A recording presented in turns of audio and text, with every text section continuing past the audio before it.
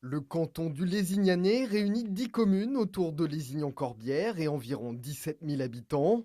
À mi-chemin entre Narbonne et Carcassonne, c'est un territoire de contraste, à la fois riche puisque des entreprises s'y implantent, mais aussi pauvre. Le centre de Lézignan est classé quartier prioritaire pour la politique de la ville. Le 20 juin, il y a les élections. Et moi, je me représente. Un canton jusqu'ici détenu par la majorité socialiste. Pour cette élection, la liste Unie pour l'Aude présente Sébastien Gasparini, premier adjoint communiste de la commune d'Ornaison, et a reconduit Valérie Dumontet, élue en 2015.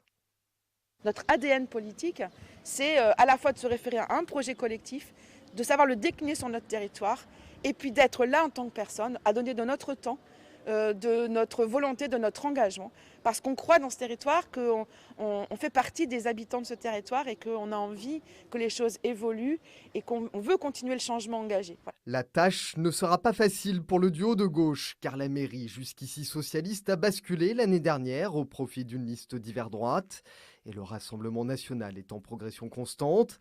La liste Protection, Liberté, Proximité soutenue par le RN présente un nouveau binôme, Jocelyne Boucli et Jean-Michel Zouze. Cet ancien policier, issu de la droite populaire, place la sécurité en tête de ses préoccupations. Et tant pis si ce n'est pas une compétence qui relève du département. C'est mon dada, c'est la sécurité. Alors la sécurité dans les communes, dans les villes comme Lézignan, dans les villes, dans les lycées, dans les établissements scolaires et les collèges qui dépendent du département. Il y en a 3 sur Lézignan, je crois. L'arbitre de ce duel pourrait être le binôme proche de la nouvelle majorité municipale de Lézignan, Jean-Pierre Biard et Christine Bennett. Cette infirmière quinquagénaire qui travaille en EHPAD voit dans cette candidature le prolongement de son engagement communal.